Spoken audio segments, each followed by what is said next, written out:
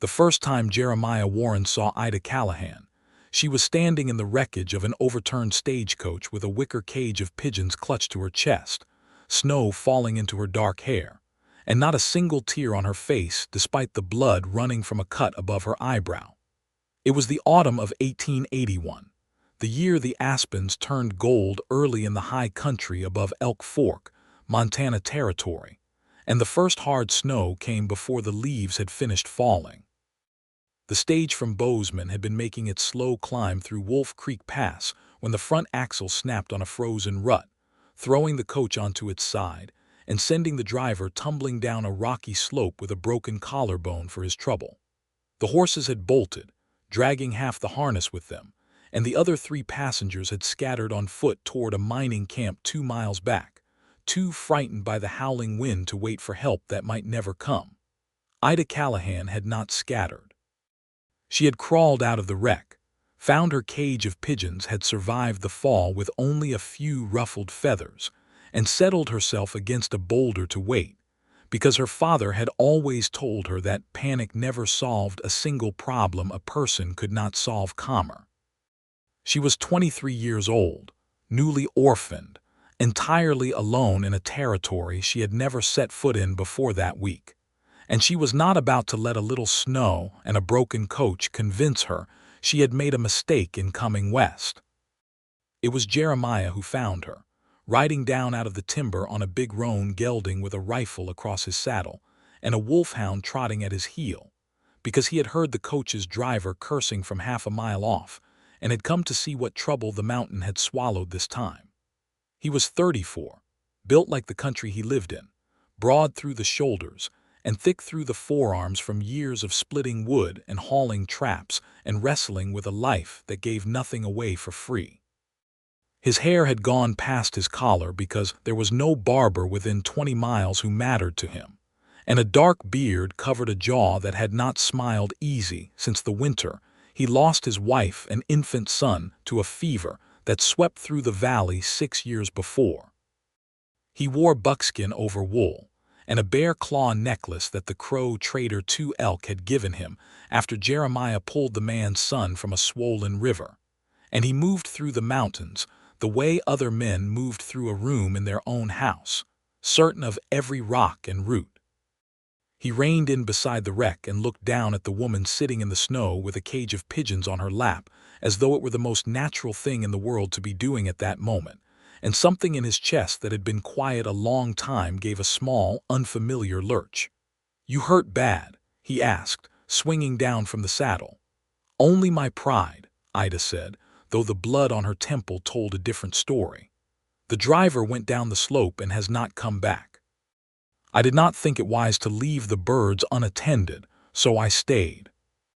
Jeremiah crouched beside her, tilting her chin gently with 2 fingers roughened by rope and axe handle, examining the cut above her eye with more care than his size would have suggested he was capable of.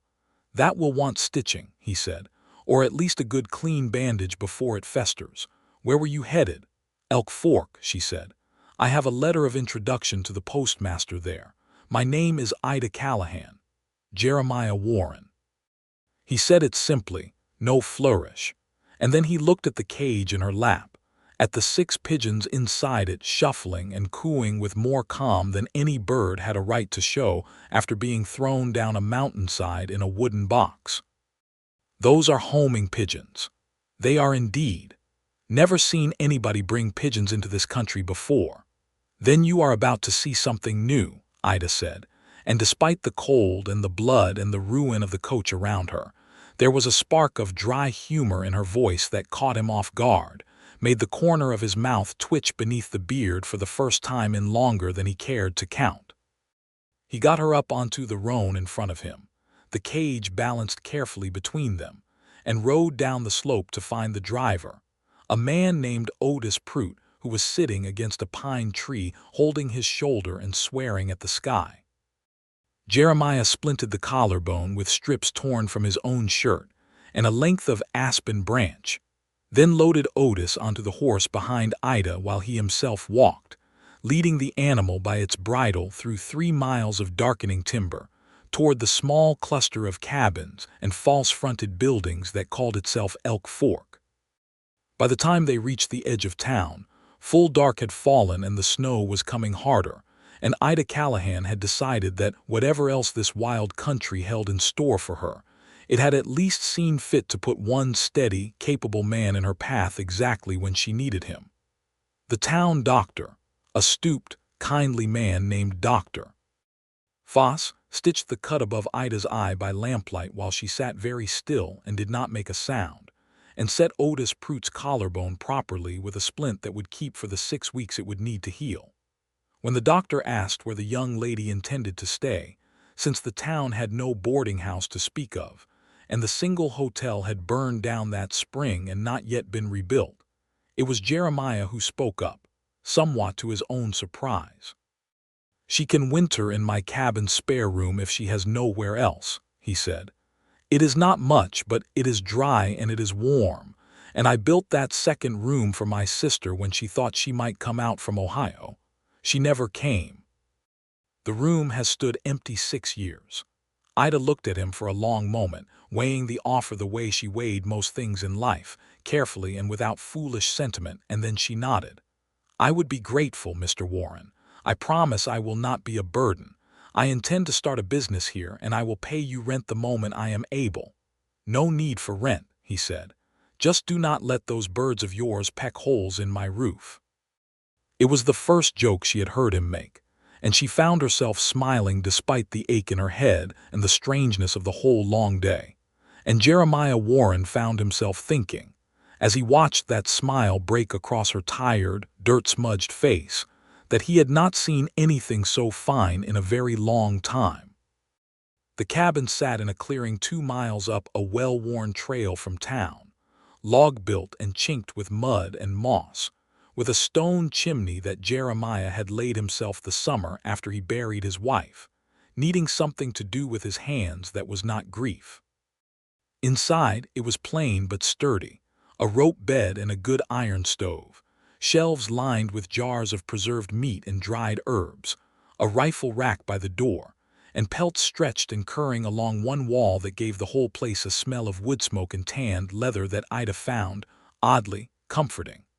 The spare room had a narrow bed with a quilt gone soft from age but clean, and a small window that looked out over a stand of lodgepole pine.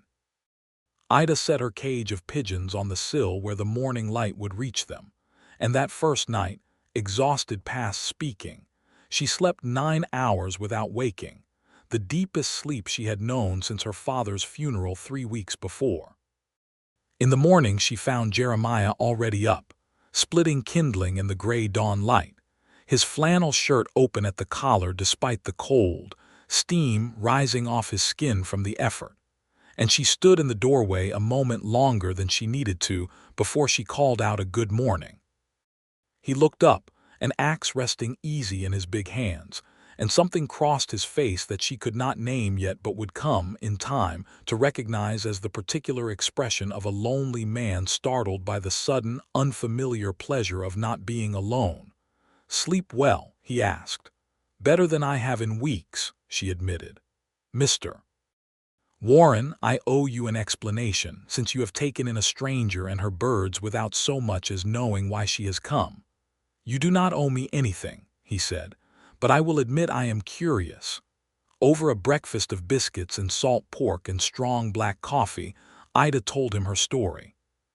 Her father, Michael Callahan, had raised racing pigeons in St. Louis for 20 years, first as a hobby and then, as the telegraph lines spread and people began to understand the value of fast, reliable communication in places wires could not yet reach, as a small but respectable business.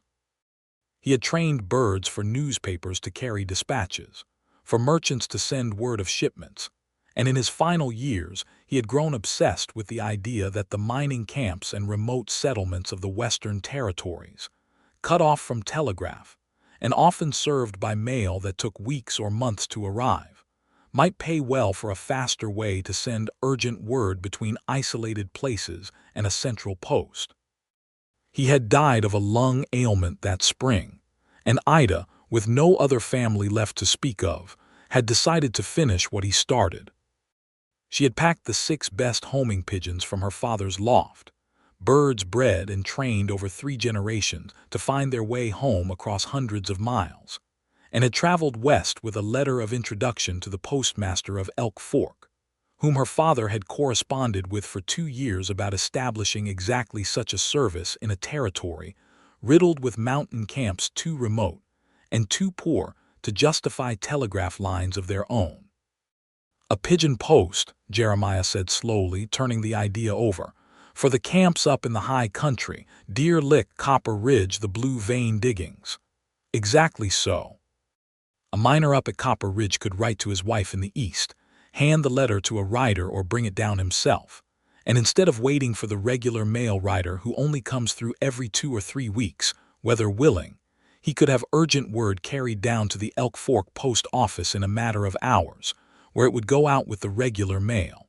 And if there were birds stationed at the camps themselves, word could travel both directions.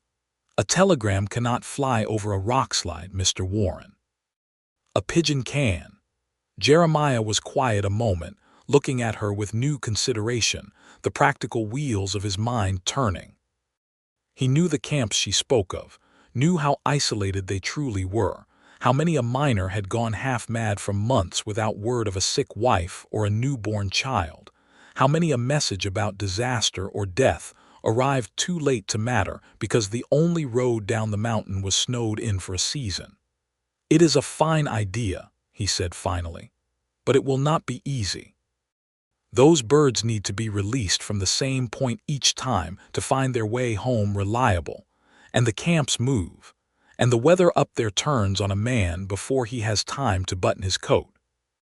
You will need somebody who knows the trails, knows where a loft can be built that will not blow off the mountain in the first storm, knows which passes stay open in winter and which do not. Do you know such a man?" Ida asked, though there was already a knowing look in her eye. Jeremiah almost smiled. "I might know one fool who has nothing better to do this winter than help a stranger with a cage of birds." It was, though neither of them said so aloud that morning, the moment the whole shape of both their lives began, quietly and without ceremony, to change. The weeks that followed were full of hard, satisfying work. Jeremiah helped Ida choose a site behind the Elk Fork post office for the main loft, a sturdy structure he built himself from milled lumber hauled up from the sawmill in Bozeman, with nesting boxes and a landing board and wire mesh to keep out hawks and weasels. He taught her which trails stayed passable through the winter months and which closed entirely, showed her the high meadow above Copper Ridge, where a satellite loft might be built the following spring, and introduced her, one by one, to the postmaster, the storekeeper, and the handful of families who made up the permanent population of Elk Fork, all of whom regarded the pigeon woman with a mixture of curiosity and cautious hope. Not everyone welcomed the idea. Silas Bennett, the agent for the Western Union office 2 towns over in Rock Springs, rode in one gray afternoon in November with 2 hired men, and a great deal of opinion about competition undermining honest telegraph business, and made it clear in a voice too loud for the small post office that he did not care for a woman setting up shop with a cage of birds to steal his customers. "Those birds cannot carry more than a scrap of paper," Bennett said, standing too close to Ida in a way that made Jeremiah's jaw tighten where he stood by the door. "They will freeze in a blizzard, get eaten by hawks, or simply fly off and never come back, and then what have your miners paid for? Foolishness, that is what. A woman's foolishness. The birds my father bred have a return rate above 90% even in poor weather," Ida said evenly, not backing away an inch. "And they cost a fraction of what it would take to run telegraph wire over these mountains, which your company has shown no interest in doing regardless, since there is no profit in wiring a camp of 40 miners. I am not stealing your customers, Mr. Bennett. I am serving people you have already decided are not worth serving." Bennett's face reddened, and for a moment it looked as though he might say something he could not take back, but Jeremiah stepped forward then, unhurried, and simply stood beside Ida with his arms crossed over his chest, saying nothing at all, letting the sheer size and stillness of him speak for itself. Bennett looked between the two of them, muttered something about foolish notions not lasting the winter, and left with his hired men trailing behind him. "Thank you," Ida said quietly once the door had shut. "Though I would have managed." "I know you would have," Jeremiah said. "Did not mean to crowd in, just did not care for the way he stood over you."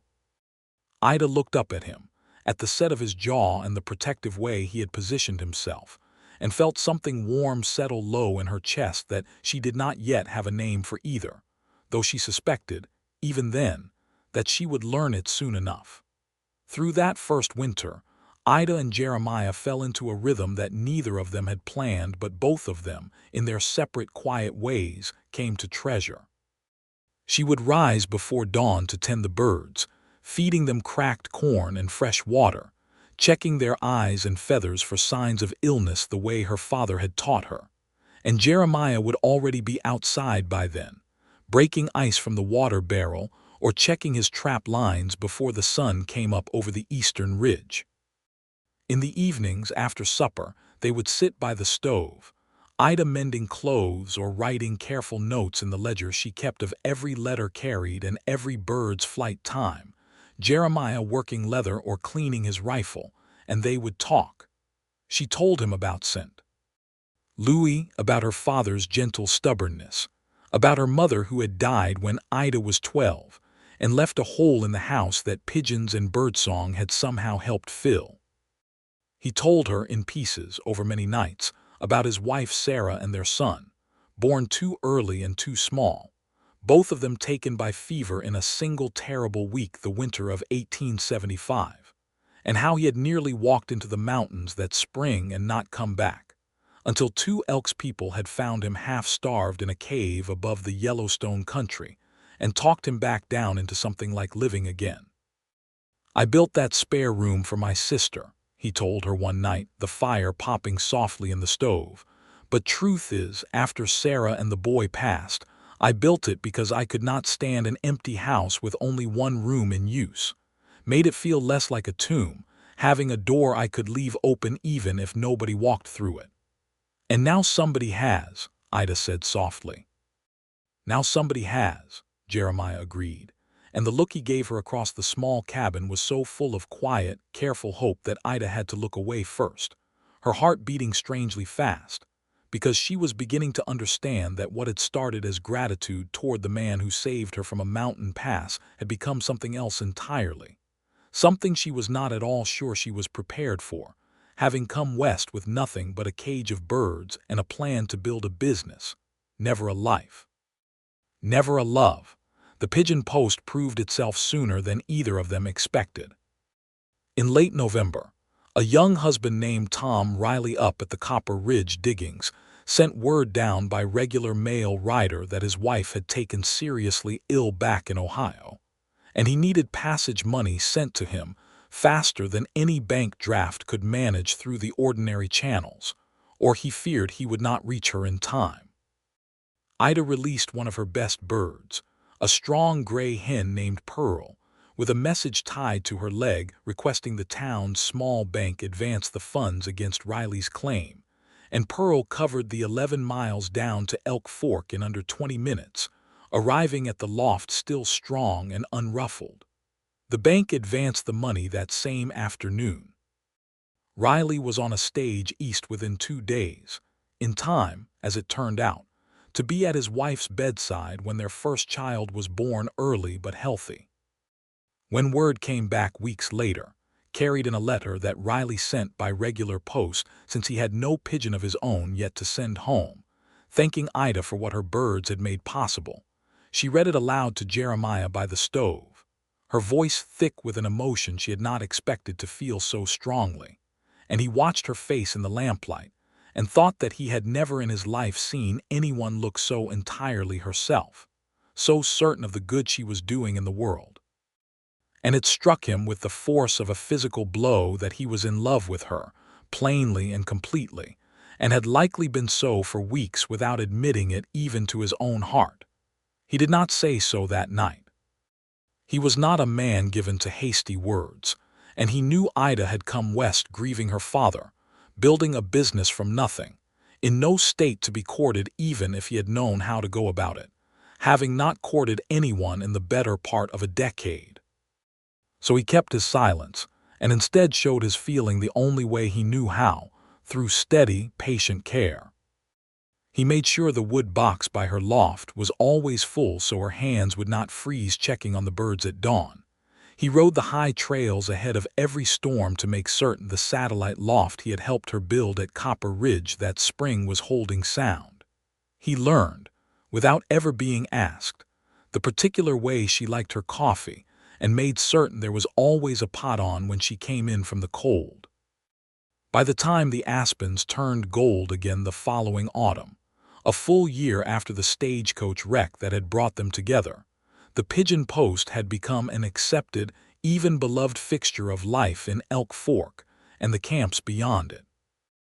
Ida had expanded the loft twice, trained a dozen new birds from eggs laid that spring, and established satellite stations at 3 separate mining camps. Each tended by a local volunteer, she had trained herself in the careful business of feeding and housing and releasing homing birds. Miners who had gone months without reliable word from home now received it within a day or two of it being written. A doctor in Bozeman had begun sending medical advice by pigeon to a camp too remote for him to visit himself, guiding a frightened young mother through her daughter's fever with a series of notes that arrived faster than any writer could have carried them. The territory newspaper had run a story calling Ida Callahan's Elk Fork Pigeon-Post a marvel of frontier ingenuity, and more than one family in more distant towns had written asking whether she might establish a similar service closer to them. Through all of it, Jeremiah had remained at her side, not as an employee, for she insisted on paying him a fair wage for his guiding and his labor which he mostly refused to accept in full, but as something closer to a partner, though the word neither of them had yet spoken was the one that would have named what they truly were to each other. It was Silas Bennett, in the end, who forced the issue, though not through any intention of doing anyone a kindness. Bennett had not forgotten the humiliation of that first winter's visit, nor forgiven the way the pigeon-post had continued, month after month, to draw business and goodwill that he felt rightly belonged to his telegraph company. When the territorial mail contract came up for renewal that fall, offering a substantial subsidy to whichever service could demonstrate the most reliable communication with the outlying mining camps, Bennett saw his chance to end Ida's operation once and for all. He rode to Elk Fork with a lawyer from Rock Springs and acclaimed that Ida Callahan's Pigeon-Post, having no formal charter or government sanction, was operating illegally as an unlicensed carrier of mail, and that all such activity should cease pending review, effectively strangling her business in red tape through the very winter months when the camps needed it most. The town rallied around her. Otis Prout, whose collarbone had long since healed and who now drove the regular stage route with a healthy respect for both Ida and Jeremiah, testified before the visiting circuit judge about how the pigeon-post had saved lives and eased suffering up and down the mountain camps. The postmaster produced 2 years of correspondence between Ida's father and himself planning exactly this service, proof it had never been undertaken in secret or in bad faith. Tom Riley, whose wife and infant daughter had traveled west that summer to join him at Copper Ridge, stood before the judge with his baby in his arms and told the story of Pearl the pigeon and the money that had let him reach his wife's bedside in time. But it was Jeremiah who spoke last and spoke longest, standing in his good wool coat with his hat in his hands in the small Elk Fork courthouse, a man more used to silence than speeches, and yet finding, when it mattered most, that the words came easy because they were nothing but the plain truth. "I have lived in these mountains my whole life," he said, "and buried a wife and a son in them, and there were winters after that when I did not much care whether I lived through them myself."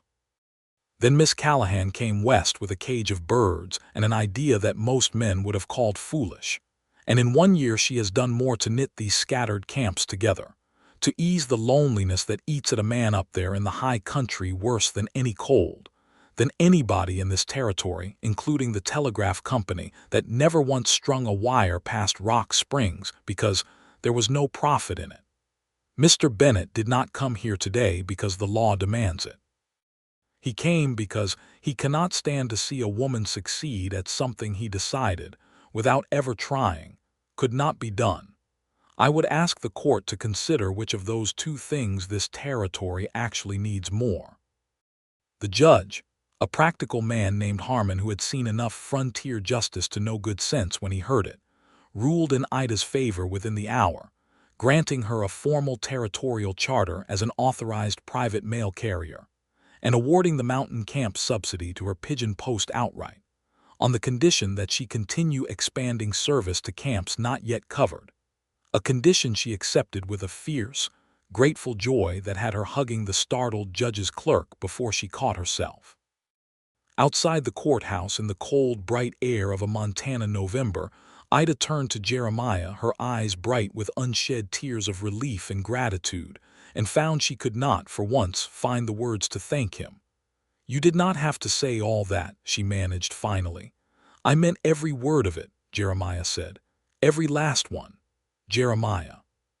She said his name softly, the first time in over a year of friendship that she had used it instead of Mr. Warren, and something in the way she said it made him go very still. "I think I have known for some time now that I love you. I did not want to say it while there was a chance you did not feel the same, and I could lose your friendship along with everything else I have built here. But I am tired of being careful about this one thing when I have been brave about everything else." Jeremiah looked at her for a long moment, the noise of the town going on around them, wagons and horses and the ordinary business of a frontier morning, and none of it seemed to touch either of them at all. "Ida Callahan," he said, and his voice, usually so steady, cracked faintly on her name. "I have loved you since you sat in the snow beside a wrecked stagecoach and refused to leave your birds behind. I have loved you through a whole year of telling myself it was too soon, or that a man like me with nothing but a cabin and a trap line had no business hoping for a woman who could have anything she wanted in this territory now. I did not say it because I was afraid, and I am done being afraid." He reached out and took her hand, right there in the middle of the Elk Fork Street with half the town watching from the courthouse steps and doorways, and Ida Callahan, who had crossed a continent alone with nothing but grief and a cage of birds and a stubborn belief in her father's vision, felt for the first time since leaving St. Louis that she had truly arrived somewhere that could be called home. They were married the following spring, in May of 1883, on a bright clear day when the mountain meadows above Elk Fork had come into full wildflower bloom, lupin and Indian paintbrush, and shooting stars scattered across the green slopes like something out of a painting. The whole town turned out, along with a good number of miners who had ridden down from the camps for the occasion, having come to think of Ida almost as one of their own, the woman whose birds carried their words home to wives and mothers and children they could not otherwise reach for months at a time. Dr. Foss's wife had made Ida a dress of pale blue cotton trimmed with lace ordered specially from Bozeman, and Ida had woven wildflowers into her dark hair herself that morning, standing in front of the small mirror in the cabin's spare room that had once been meant for a sister who never came and had instead, for a year and a half, been her own quiet sanctuary. Jeremiah wore a new wool suit that had cost him 3 months of trapping income and looked, in it, both entirely unfamiliar and entirely himself, his hair combed back and his beard trimmed close, though his hands, when he took Ida's at the front of the small gathering, were as rough and strong and steady as ever. The circuit preacher who married them, a young man named Reverend Alden who traveled between 6 mountain towns on a mule and had performed more funerals that year than weddings on account of a hard winter, spoke simply about love that endures hardship, love that is built through steady care rather than sudden passion, and looking at the two of them standing there in the wildflowers, hand in hand, No one in attendance doubted for a moment that this was exactly the kind of love the Reverend meant. As part of the ceremony, at Ida's own request, they released a pair of white pigeons together, birds she had raised from squabs that spring specifically for the occasion, and the whole gathered crowd watched the two birds climb into the bright blue sky and wheel once above the meadow before flying straight and true back toward the loft in Elk Fork, as if even the birds understood that some homes, once found, were worth returning to without hesitation. That evening, after the small celebration at the town hall with fiddle music and Otis, Prout's terrible but enthusiastic dancing, and more pie than the whole territory could reasonably need, Jeremiah carried Ida over the threshold of the cabin that was now, in every sense, both of theirs, and set her down gently just inside the door, framed by the glow of the stove they had banked together that morning before the ceremony. "Welcome home, Mrs. Warren," he said, and the name settled over her like something she had been waiting her whole life, without knowing it, to hear. "It has been home for a long while now," Ida told him. "I think I knew it the very first morning, watching you split kindling in the cold with your shirt half open, entirely unconcerned that a stranger might be watching." Jeremiah laughed, a real, full laugh, rare and warm, and pulled her close. "I knew you were watching," he admitted. "I split that wood a good deal longer than it needed splitting, hoping you would keep looking." The years that followed were not without their hardships, for the frontier gave nothing away easily even to those it had decided to bless. There was a summer of drought that thinned the herds and worried every rancher in the valley, and a winter so hard that 3 of Ida's birds were lost to a hawk that had grown bold with hunger, forcing her to breed new stock carefully from her remaining pairs. There was a scare in the second year of their marriage when a forest fire swept close enough to the Copper Ridge camp that Jeremiah rode 2 days straight through smoke and ash to help evacuate families and guide the pigeon keeper there to safety with the birds carried in packs on muleback, returning home hollow-eyed and exhausted but whole, to Ida's fierce and tearful relief. But there was also, in that same span of years, a steady deepening of the love between them that neither hardship nor distance ever managed to touch. Jeremiah expanded the cabin himself, board by board, adding a proper kitchen and a second bedroom, and later a third as their family grew. Ida's pigeon-post grew alongside it, becoming so established a feature of the territory that, when the transcontinental telegraph lines finally did reach up into the higher camps some years later, it was not to replace her service, but to supplement it, since the birds remained faster and more reliable in weather that grounded even the sturdiest wire crews. And Ida had, by then, built something the whole territory had come to depend on and take pride in. Their first child, a son they named Michael after Ida's father, was born in the spring of 1884, a sturdy, dark-haired boy who from his earliest years showed a fascination with his mother's birds that delighted her endlessly, following her out to the loft each morning on unsteady toddler legs, chattering to the pigeons in a language only he seemed to understand. 2 years later came a daughter, whom they named Sarah, after the wife and infant son Jeremiah had lost so many years before, a choice he made himself, quietly, one evening while Ida was still carrying the child, telling her that he wanted the name to live on in joy rather than only in grief, and Ida had held him and wept and agreed without hesitation. A third child followed some years after that, another son they called Thomas, in memory of the young father whose story had first proven the worth of Ida's pigeon-post, and by the time Thomas was old enough to toddle out to the loft after his older siblings, the Warren family had become something of a fixture in Elk Fork's own quiet legend, the mountain man and the pigeon woman whose love story the older folks in town were fond of telling to newcomers on long winter evenings, embellishing it a little more with each retelling, though the truth, as those who had lived through it knew, needed no embellishment at all. Ida never stopped running her pigeon-post, not even as the territory around Elk Fork grew and changed with the years, as more settlers came and the mining camps swelled into proper towns of their own, some with churches and schoolhouses, and even, eventually, their own small newspapers.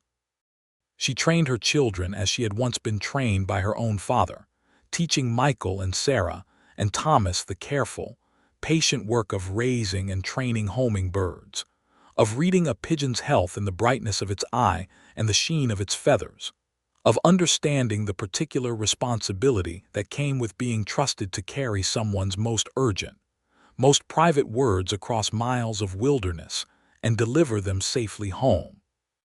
Jeremiah, for his part, never stopped being the mountain's steady guardian, guiding new settlers through the passes, teaching his sons and, in time, his daughter as well, to track and hunt and read weather in the shape of clouds over the western ridges, respected throughout the valley as a man whose word was as solid as the granite peaks he had spent his whole life among.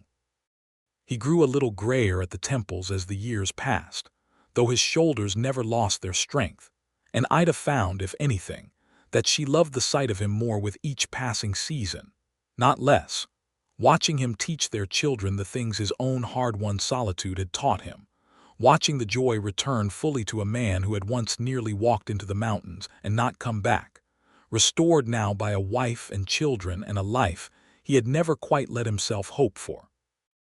On the 10th anniversary of the day the stagecoach axle had snapped on Wolf Creek Pass, Jeremiah took Ida up to that same stretch of trail on a bright autumn afternoon much like the one on which they had first met, the aspens gold again, the air sharp with the first promise of winter. He had told her only that he wanted to show her something, and when they crested the rise above the pass, she saw that he had built, with his own hands over the past several months in secret, a small stone cairn marking the spot, with a simple wooden plaque nailed to a post beside it that read, in his own careful, unpracticed hand, "Here a woman came west with a cage of birds and changed a mountain man's whole life. October 1881. I wanted there to be some marker," Jeremiah said, a little gruffly, watching her read it, "so that whatever comes, whatever happens to either of us in the years we have left, somebody passing through here will know that something good happened on this mountain. That love found its way home, same as your birds always do." Ida could not speak for a long moment, her eyes bright, her hand pressed to the rough wood of the plaque he had carved, and when she finally trusted her voice again, she turned to him and said the only thing that felt large enough for the moment. "Every letter my birds have ever carried has found its way home because you made certain of the trails, the weather, the safe places to rest," she said. "But I think the truest thing those birds ever did was lead me to you, and I have been home, in every way that matters, every single day since." They stood together at the cairn as the wind moved through the gold aspens around them, the mountains rising sharp and eternal on every side, and somewhere far below, in the valley they had built their whole shared life within, their children waited at a cabin with a loft full of pigeons, and a stove always warm and a door that once had stood open for a sister who never came, and now stood open, every single day, for a family that had. That evening, riding back down the mountain together as the light went long and golden over the ridgelines, Ida released one last bird from a small traveling cage she had brought along for the occasion, a young hen she and Michael had trained together that summer, and watched her rise into the darkening sky, circle once above the pass where it had all begun, and then fly straight and sure and unwavering toward home, exactly as every bird Ida Callahan had ever loved and trained and trusted had always, in the end, managed to do.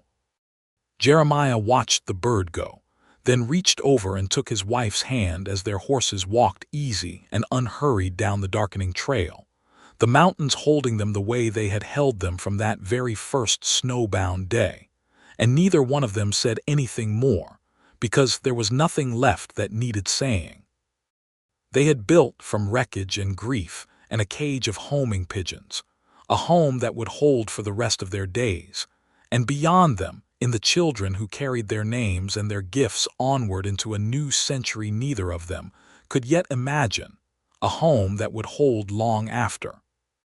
In the years that followed, The story of Ida Callahan and Jeremiah Warren became something the whole Elk Fork Valley told with quiet pride.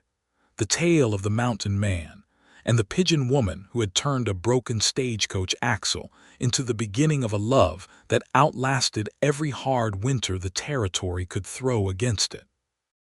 Michael grew into a steady, quiet young man who took over much of the pigeon-post's operation by the time he was 20, expanding it further into the newer settlements that had grown up along the rail spur that finally reached the valley in the early 1890s.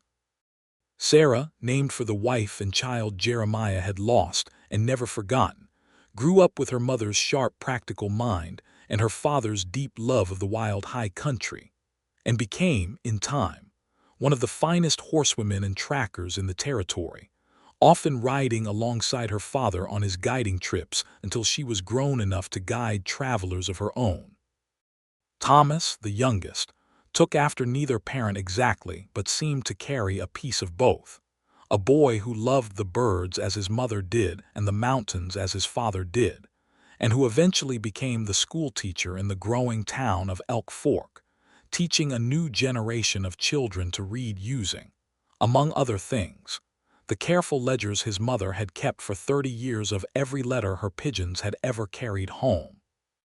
Silas Bennett, for his part, eventually left the territory for a position with the telegraph company in Denver, having never quite recovered his standing in a valley that had watched him try and fail to crush a woman's honest enterprise out of nothing but wounded pride, and no one in Elk Fork much mourned his departure. Jeremiah Warren lived to see his hair go fully gray, and his grandchildren climb the same ridge where he had built that stone cairn, and he never once, in all the decades that followed that snowbound October afternoon, stopped feeling the same quiet lurch of wonder in his chest whenever he watched his wife stand at the loft in the early morning light, a bird settling calm and trusting onto her outstretched hand. Her face turned up toward the mountains that had once nearly broken her and instead had given her everything. And Ida Callahan, who had come west alone with nothing but grief, a father's unfinished dream, and a cage of 6 homing pigeons, never once regretted the broken axle that had stranded her on a mountain pass in a snowstorm, because it had delivered her, in the end, exactly where she was always meant to be. Home, in every sense that word could hold, in the strong and steady arms of a mountain man who had spent the rest of his life making certain that every letter, every bird, and every part of her heart she had entrusted to that wild and beautiful country always found its way home.